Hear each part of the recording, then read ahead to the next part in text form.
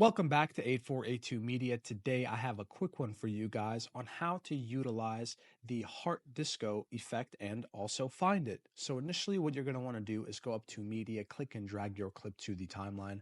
Once you have it there, we're going to go up to the Effects tab, then click Video Effects, then Nightclub, and then scroll down to find the heart disco effect. Click and drag it down to the timeline, bring it to the beginning of the clip, and now we're going to elongate it by grabbing the end of the effects tab and bring it to the clip. Now, with the effect being highlighted, we're going to go up to the special effects and mess with the atmosphere, filter, and speed, and we can also add the keyframes to it. So let's take a look.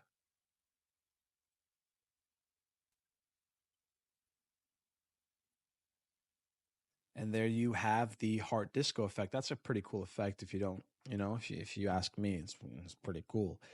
Thank you guys for watching. If this was helpful in any way, please leave a like down below. If you have any questions, comment down below. Thank you guys for watching and have a great day.